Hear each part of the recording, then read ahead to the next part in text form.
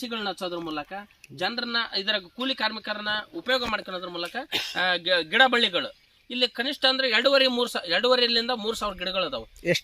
ಎಷ್ಟು ಎಕರೆ ವಿಸ್ತೀರ್ಣ ಇರೋದು? ಇದು 6 ಎಕರೆ. ಈಗೂ ಕೂಡ ನಮ್ಮ ಶಾಸಕರ ಪರಿಸರದ ಬಗ್ಗೆ ಎಲ್ಲಿ ಇಡೀ ತಾಲೂಕಲ್ಲಿ ಶಾಲೆಗಳಲ್ಲಿ ಆಮೇಲೆ ಗೋಮಾಳಗಳಲ್ಲಿ ಆಮೇಲೆ ಪ್ರತಿಯೊಂದು ಹೈಸ್ಕೂಲ್ ಮೈದಾನಗಳಿಗೆ ಗಿಡ ಮರಗಳು ಪರಿಸರ ನೆಡಬೇಕಂತ ಒಂದು ಅವರು ಕೂಡ ಆದೇಶ ಮಾಡಿ ತಾಲೂಕಾ ಪಂಚಾಯತ್. ವಿಜಯನಗರ ಜಿಲ್ಲೆ ಹೂವಿನಹಡಗಲಿ ತಾಲೂಕಿನ ನಂದಿಹಳ್ಳಿ ಗ್ರಾಮದಲ್ಲಿ ಇಂತಹ ಒಂದು ವಾಲ್ಮೀಕಿ ಸರ್ಕಾರಿ ಆಶ್ರಮ ಶಾಲೆ ಇದೆ. ಈ ಶಾಲೆಯ ಆವರಣದಲ್ಲಿ ಹಸಿರು ನಿತ್ಯ ನಿರಂತರವಾಗಿ ಕಂಗೊಳಿಸ್ತಾ ಇದೆ. ಇದಕ್ಕೆ ಇಲ್ಲಿ ಏನು ಮಾಜಿ ಗ್ರಾಮ ಪಂಚಾಯತ್ ಅಧ್ಯಕ್ಷರಾದಂತಹ BB ಶಿವಾನಂದ್ರವರು ಮಾತನಾಡಿದರು. ಅವರು ಕೂಡ ಈ ಒಂದು ಆಸಕ್ತಿಯನ್ನು ವಹಿಸುವುದರ ಮೂಲಕ ಗಿಡ ಮರ ಬಳ್ಳಿ ಹಸಿರು ಬೆಳೆಯುವುದಕ್ಕೆ ಕಾರಣರಾಗಿದ್ದಾರೆ. ಬಹುತೇಕ ಎಲ್ಲ ಗ್ರಾಮಗಳಲ್ಲಿ ಕೂಡ ಎಲ್ಲ ಶಾಲಾ ಮೈದಾನಗಳಲ್ಲಿ ಕೂಡ ಶಾಲಾ ಆವರಣದಲ್ಲಿ ಕೂಡ ಇಂತಹ ಒಂದು ಪರಿಸರ ನಿರ್ಮಾಣವಾಗಬೇಕು ಎನ್ನುವಂತಹದ್ದು ನಂದಿಹಳ್ಳಿ ಗ್ರಾಮ ಪಂಚಾಯತಿ ಮಾಜಿ ಅಧ್ಯಕ್ಷರಾದಂತಹ BB ಶಿವಾನಂದ್ ಮತ್ತು ವಿಜಯನಗರ ಜಿಲ್ಲೆ ಹೂವಿನಹಡಗಲಿ ಮೀಸಲು ಮತಕ್ಷೇತ್ರದ ಶಾಸಕರಾದಂತಹ ಕೃಷ್ಣಾ ನಾಯ್ಕರವರ ಆಶಯವೂ ಕೂಡ ಆಗಿದೆ. ಪರಿಸರ ಪ್ರೇಮಿ ಶಿಕ್ಷಣ ಪ್ರೇಮಿ ಕೃಷ್ಣಾ ನಾಯ್ಕರವರನ್ನು ಇದುವರೆಗೂ ಕೂಡ ಅವರ ಚಿಂತನೆಗಳನ್ನು ಆಶಯಗಳನ್ನು ಬಣ್ಣಿಸಿದರು. ಇಂತಹ ಒಬ್ಬ ಶಾಸಕ ನಮಗೆ ಸಿಕ್ಕಿದ್ದಾರೆ. ಅವರ ಚಿಂತನೆಗಳನ್ನು ಯೋಜನೆಗಳನ್ನು ಹೂವಿನಹಡಗಲಿ ಕ್ಷೇತ್ರದ ಜನತೆ ಶಿಕ್ಷಣ ಮತ್ತು ಪರಿಸರ ಬೆಳೆಸುವುದರ ಬಗ್ಗೆ ನಾವು ಉಪಯೋಗಿಸಿಕೊಳ್ಳಬೇಕು ಎನ್ನುವಂತಹ ಒಂದು ಸಲಹೆಯನ್ನು ಕೂಡ ನೀಡಿದರು. ನಂದಿಹಳ್ಳಿ ಗ್ರಾಮದ ಸರ್ಕಾರಿ ವಾಲ್ಮೀಕಿ ಆಶ್ರಮ ಶಾಲೆ ಇದು. 3,000ಕ್ಕೂ ಹೆಚ್ಚು ವಿವಿಧ ತಳಿಗಳ ಮರ ಬಳ್ಳಿ ಗಿಡಗಳು ಕೂಡ ಇಲ್ಲಿ ಬೆಳೆದು ನಿಂತಿವೆ. ಬೆಳೆಸೋದಷ್ಟೇ ಮುಖ್ಯ ಅಲ್ಲ, ಆರೈಕೆಯೂ ಕೂಡ ಅಷ್ಟೇ, ನಿರ್ವಹಣೆಯೂ ಕೂಡ ಅಷ್ಟೇ ಮುಖ್ಯ ಆಗಿರುವುದರಿಂದ ನಿತ್ಯ ನಿರಂತರವಾಗಿ ಇಲ್ಲಿನ ಒಂದು ತಂಡ ಶ್ರಮಿಸ್ತಾ ಇದೆ.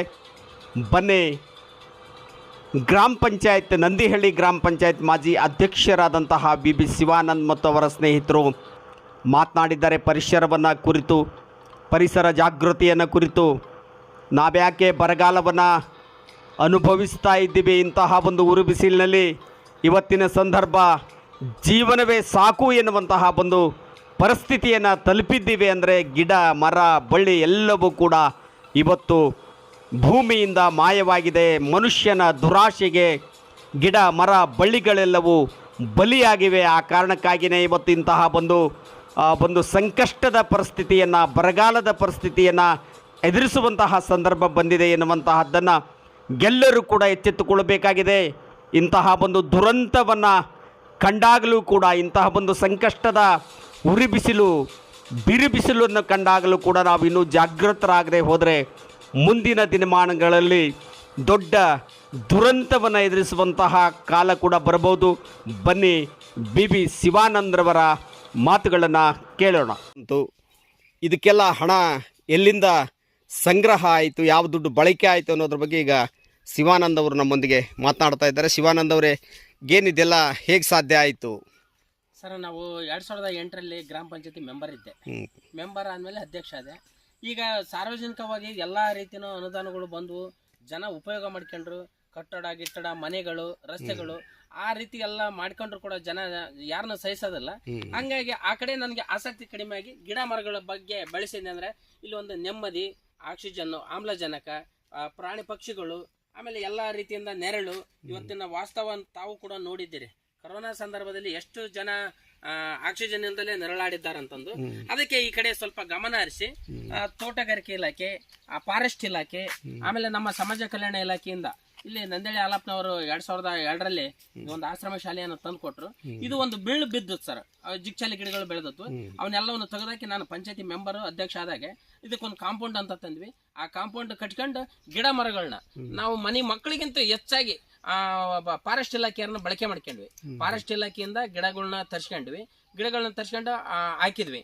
ಅದನ್ನ ನಿರ್ವಹಣೆನ ತೋಟಗಾರಿಕೆ ನಡೆಸೋದ್ರ ಮೂಲಕ ಜನರನ್ನ ಇದರ ಕೂಲಿ ಕಾರ್ಮಿಕರನ್ನ ಉಪಯೋಗ ಮಾಡ್ಕೊಳ್ಳೋದ್ರ ಮೂಲಕ ಗಿಡ ಬಳ್ಳಿಗಳು ಇಲ್ಲಿ ಕನಿಷ್ಠ ಅಂದ್ರೆ 2.5-3 ಸಾವಿರ ಗಿಡಗಳು ಅದಾವೆ. ಎಷ್ಟು ಎಕರೆ ವಿಸ್ತೀರ್ಣ ಇರೋದು? ಇದು 6 ಎಕರೆ ವಿಸ್ತೀರ್ಣ ಸರ್. ಇದರಲ್ಲಿ ಬೋರ್ ಇತ್ತು, ಬೋರ್ ನೀರು ಹೋಯ್ತು. ನೀರು ಹೋದ್ಮೇಲೆ ಮೊನ್ನೆ ಈಗ ರೀಸೆಂಟ್ ಒಂದು 15 ಡೇಸ್ ಬ್ಯಾಕ್ ಪಾಪ ಇಲಾಖೆಯವರು ಕೂಡ ನಮಗೆ ಸಹಕಾರ ಮಾಡಿದ್ದಾರೆ. ಸಮಾಜ ಕಲ್ಯಾಣ ಇಲಾಖೆಯವರು ಇದನ್ನ ನಮಗೆ ಬಹಳ ಪ್ರೋತ್ಸಾಹ ಕೊಟ್ಟಿದ್ದಾರೆ. ಅವರಾಗಿ ಪ್ರೋತ್ಸಾಹ ಕೊಟ್ಟದಕ್ಕೆ ಇಲ್ಲೆಲ್ಲ ನಾನಾ ತರದ ಗಿಡಗಳು, ಅರಳೆ, ಮಾವು, ತೆಂಗು, ನೇರಳೆ, ಬೆಟ್ಟದನೆಲ್ಲಿ, ಆಮೇಲೆ ಹತ್ತಿ, ಹಾಲ, ಅರಳೆ, ಬಿಲ್ಪತ್ರಿ, ಸಾವಿರಾರು ಗಿಡ, ನಾನಾ ತರದ ಜಾತಿಗಳು. ಇಲ್ಲಿ ನವಗ್ರಹ ಗಿಡಗಳು ಕೂಡ ಇದಾವೆ. ನವಗ್ರಹ ಗಿಡಗಳು ಯಾವ್ಯಾವು? ನವಗ್ರಹ ಬಿಲ್ಪತ್ರೆ, ಮುತ್ಲೆ, ಆಮೇಲೆ ಹರಳೆ, ಆಮೇಲೆ ಹಾಲ, ಬೇವು, ಒಟ್ಟು 9 ಬನ್ನಿ, 9 ನಮೂನಿ ಗಿಡಗಳು ಒಂದತ್ರ ಇದಾವೆ ಸರ್. ಈ ತರ ಎಲ್ಲ ಗಿಡಗಳನ್ನ ನಮ್ಮ ಫ್ರೆಂಡ್ಸ್ ಕೂಡ ನಮಗೆ ಸಹಕಾರ ಮಾಡಿದ್ದಾರೆ, ಊರಿನವರು ಕೂಡ ಸಹಕಾರ ಮಾಡಿದ್ದಾರೆ. ಉದ್ಯೋಗ ಖಾತ್ರಿಯಲ್ಲಿ ಅದು ನಮ್ಮ ಪಂಚಾಯತಿಯಿಂದ ಅಲ್ಲ, ಜಾಸ್ತಿ ಅಂದ್ರೆ ತೋಟಗಾರಿಕೆ ಇಲಾಖೆಯನ್ನ ನಾವು ಬಳಕೆ ಮಾಡ್ಕೊಂಡಿದೀವಿ. ಪಾಪ ಅವರು ಸಹಕಾರ ಕೊಟ್ಟಿದ್ದಾರೆ, ಫಾರೆಸ್ಟ್ ಡಿಪಾರ್ಟ್ಮೆಂಟ್ ನ ತುಂಬಾ ಸಹಕಾರ ಕೊಟ್ಟಿದ್ದಾರೆ. ಆ ರೀತಿ ನಾವು ಈ ಗಿಡಗಳನ್ನ ದಿನಕ್ಕೆ ದಿನ ಒಂದು ಮಕ್ಕಳಿಗಿಂತ ಹೆಚ್ಚಿನ ಒತ್ತು ಕೊಟ್ಟು ನಮ್ಮ ಸಮಯನ ಎಲ್ಲೋ ಸ್ಪೆಂಡ್ ಮಾಡೋ ಬದಲು ಇಲ್ಲಿ ಗಿಡಕ್ಕೆ ನೀರು ಬಿಡೋದು, ಆಮೇಲೆ ಗೊಬ್ಬರ ಹಾಕೋದು, ಎಣ್ಣೆ ಸಿಂಪಡಿಸೋದು, ಕಳೆನಾಶಕ ಯೂಸ್ ಮಾಡೋದು.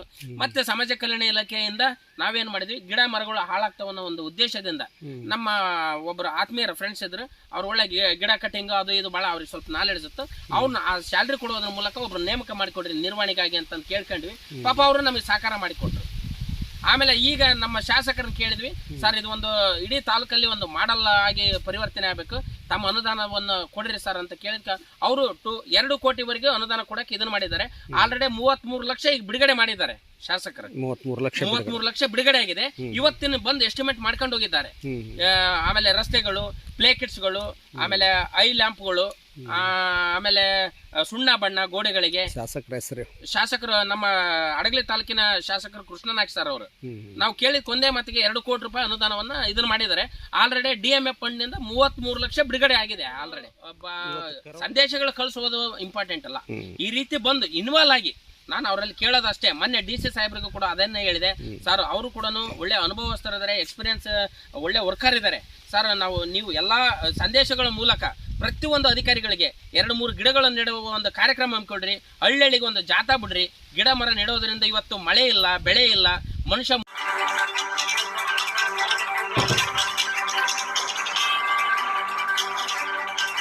ಭೂಮಿ ತಂಪಿಲ್ಲ, ಮೋಡಗಳು ಉದ್ಭವ ಆಗ್ತಾ ಇಲ್ಲ. ಎಲ್ಲಿ ಜಾಸ್ತಿ ಗಿಡ ಮರಗಳು ಇರ್ತಾವ ಅಲ್ಲಿ ಮೋಡಗಳು ಹುಡುಕ್ತಾ ಹೋಗ್ತದೆ. ಅಂತ ಪರಿಸ್ಥಿತಿ ನಿರ್ಮಾಣ ಆಗಿದೆ. ಅದಕ್ಕೆ ಪ್ರತಿಯೊಬ್ಬರಲ್ಲಿ ನಾನು ಏನ್ ಕೇಳ್ತಾ ಇದ್ದೀವಿ ಅಂದ್ರೆ, ಪ್ರತಿಯೊಬ್ರು ಗಿಡ ಮರಗಳ ಬಗ್ಗೆ, ಪರಿಸರದ ಬಗ್ಗೆ, ಪ್ರಾಣಿ ಸಂಕುಲಗಳು ಇವತ್ತು ಬರ್ತಾ ಇಲ್ಲ. ಹುಡುಕಿ ಮಕ್ಕಳಿಗೆ ಹೇಳ್ಬೇಕಾಗಿದೆ, ಇಂತಿಂತ ಹಕ್ಕಿಗಳು, ಪಕ್ಷಿಗಳು, ಇಂಥ ಪ್ರಾಣಿಗಳು ಅಂತಂದು ನಾವು ಮೊಬೈಲಲ್ಲಿ, ಯೂಟ್ಯೂಬಲ್ಲಿ ತೋರಿಸ್ಬೇಕಾಗಿದೆ. ಅಂತ ವಾತಾವರಣ ನಿರ್ಮಾಣ ಆಗಿದೆ. ದಯವಿಟ್ಟು ಎಲ್ಲ ಪ್ರಾಣಿ ಪಕ್ಷಿಗಳ ಸಂಕುಲವನ್ನು ಬದುಕಬೇಕಾದ್ರೆ ಮಾನವ ನಾವು ಎಚ್ಚೆತ್ತುಕೊಳ್ಬೇಕಾಗಿದೆ. ಇನ್ನು ಮುಂದಿನ ಪೀಳಿಗೆಗೆ ಇದನ್ನು ಉಳಿಸಿ ಬಳಸಿಕೊಂಡು ಬೆಳೆಸಬೇಕಾಗಿದೆ. ಅಂತ ದಿನಮಾನಗಳನ್ನ ನಾವು ತಾವೆಲ್ಲರೂ ತಮ್ಮ ಮುಂದೆ ನೋಡಿದ್ದೀರಿ. ಇವತ್ತು ಮಳೆ ಇಲ್ಲದ ರೈತ ಹೆಂಗ್ ಕಂಗಾಲಾಗಿದ್ದಾನೆ. ಆಕ್ಸಿಜನ್ ಫ್ಯಾನ್ಗೆ ಅಡಾಪ್ಟ್ ಆಗಿಬಿಟ್ಟಿದ್ದೀವಿ, ಗಿಡ ಮರಗಳಿಗೆ ಅಡಾಪ್ಟ್ ಆಗಿಲ್ಲ. ಒಳ್ಳೆ ಆಕ್ಸಿಜನ್ ಸಿಗ್ತಾ ಇಲ್ಲ. ಕರೋನಾ ಸಂದರ್ಭದಾಗ ನಾವು ಆಕ್ಸಿಜನ್ಗಾಗಿ ಲಕ್ಷ ಗಟ್ಟಲೆ ಖರ್ಚು ಮಾಡಿದ್ದೀವಿ. ಇಲ್ಲಿರ್ತಕ್ಕಂಥ ಪ್ರಕೃತಿಯನ್ನ ಗಿಡ ಮರಗಳ ಮೂಲಕ ಸವಿಬೇಕಾಗಿದೆ. ಅಂತ ವಾತಾವರಣ ನಿರ್ಮಾಣ ಆಗಬೇಕಾಗಿದೆ. ಅದು ಸರ್ಕಾರನೂ ಕೂಡ ಎಚ್ಚೆತ್ತುಕೊಳ್ಬೇಕಾಗಿದೆ. ಈಗೂ ಕೂಡ ನಮ್ಮ ಶಾಸಕರ ಪರಿಸರದ ಬಗ್ಗೆ ಎಲ್ಲಿ ಇಡೀ ತಾಲೂಕಲ್ಲಿ ಶಾಲೆಗಳಲ್ಲಿ, ಆಮೇಲೆ ಗೋಮಾಳಗಳಲ್ಲಿ, ಆಮೇಲೆ ಪ್ರತಿಯೊಂದು ಹೈಸ್ಕೂಲ್ ಮೈದಾನಗಳಿಗೆ ಗಿಡ ಮರಗಳು ಪರಿಸರ ನೆಡಬೇಕಂತ ಒಂದು ಅವರು ಕೂಡ ಆದೇಶ ಮಾಡಿ ತಾಲೂಕಾ ಪಂಚಾಯತಿಯಿಂದ ಒಂದು ಬ್ಲೂ ಪ್ರಿಂಟ್ ರೆಡಿ ಮಾಡ್ಕೊಂಡು, ಕ್ರಿಯೋಜನ್ ರೆಡಿ ಮಾಡ್ಕೊಂಡು ಜಿಲ್ಲಾ ಪಂಚಾಯತಿಗೆ ಅನುಮೋದನೆ ಕಳಿಸಿದ್ದಾರೆ. ಅವರು ಕೂಡ ಹೆಚ್ಚಿನ ಪ್ರೀತಿ, ಒಲವು, ಪರಿಸರದ ಬಗ್ಗೆ ಬಹಳ ಕಾಳಜಿ ಇದೆ ನಮ್ಮ ಶಾಸಕರಿಗೆ. ಅವ್ರಿಗೂ ಕೂಡ ತುಂಬ ಹೃದಯದ ಧನ್ಯವಾದಗಳನ್ನ ಹೇಳ್ತೀವಿ ಈ ಸಂದರ್ಭದಲ್ಲಿ. ಯಾಕೆಂದ್ರೆ ಈ ರೀತಿ ಪರಿಸರಕ್ಕೆ ನಾನು ಏನು ಮಾಡಿನ ಅನ್ನೋಕ್ಕಂತೂ ಪರಿಸರದ ಬಗ್ಗೆ ಒಟ್ಟು ಒಲವರ ತೋರಿಸ್ತಾರಲ್ಲ ಅಂತ ಶಾಸಕರು ಕೂಡ ನಮಗೆ ಸಿಕ್ಕಿದ್ದಾರೆ. ಅವ್ರಿಗೂ ಕೂಡ ನಾವು ಈ ಪರಿಸರದ ಬಗ್ಗೆ ಒಂದು ತುಂಬ ಹೃದಯದ ಧನ್ಯವಾದಗಳನ್ನ ಹೇಳ್ತಾ, ಮುಂದೆ ಆದರೂ ಕೂಡ ಪಾಪ ಅವರು ಕೇಳಿದಾಗ ಎಲ್ಲ ಶಾಲೆಗಳಿಗೆ ಬೋರ್ವೆಲ್ಗಳು, ಗಿಡ ಮರಗಳು, ಆಮೇಲೆ ಪಾರ್ಕ್ಗಳು ಥರ ಪಾರ್ಕ್ಗಳು ಅಂದರೆ ಗಿಡ ಮರಗಳು ತಾನಾಡಿಗೆ ತಾನೇ ಬಂದ್ಬಿಡ್ತಾವೆ. ಆ ರೀತಿ ನಮ್ಮ ಶಾಸಕರು ಕೂಡ ಸಿಕ್ಕಿದ್ದಾರೆ. ಅವರು ಕೂಡ ಹೆಚ್ಚಿನ ಗಿಡ ಮರಗಳ ಬಗ್ಗೆ ಭಾಳ ಒಲವಿದೆ. ಆ ರೀತಿ ಅಭಿವೃದ್ಧಿ ಅಂತ ಅವರು ಕೂಡ ಗಮನ ಹರಿಸ್ತಾ ಇದ್ದಾರೆ ಅಂತ ಹೇಳ್ತಾ ಇದ್ದೀವಿ ಸರ್. ನಿಮ್ಮ ಪರಿಸರ ಪ್ರೇಮ ಮತ್ತು ಪರಿಸರ ಕಾಳಜಿ ಬಗ್ಗೆ ನಿಮಗೂ ಹಾಗೂ ನಿಮ್ಮ ಸ್ನೇಹಿತರಿಗೆ ಧನ್ಯವಾದಗಳು ಶಿವಾನಂದ್.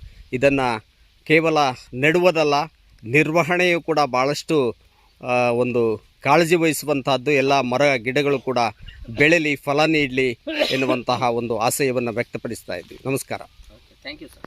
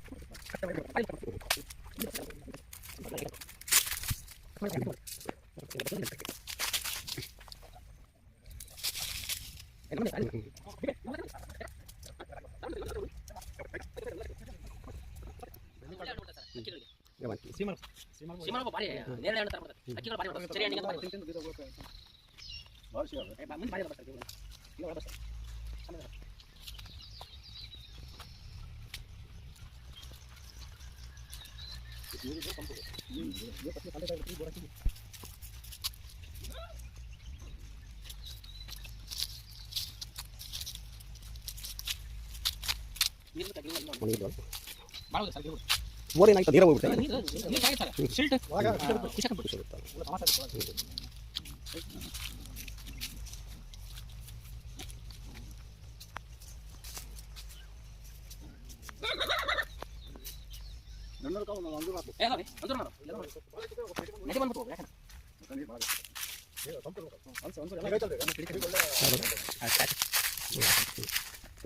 ಇವು ನೆಲ್ಲಿ ಬೆಟ್ಟದಲ್ಲಿ ಚಕ್ರನೆಲ್ಲಿ ಇಲ್ಲ ನೋಡಿ, ಎಲ್ಲ ಬೆಟ್ಟದಲ್ಲಿ ಚಕ್ರನೆಲ್ಲಿ ನೇರಳೆ ಮಾವು ನೇರಳೆ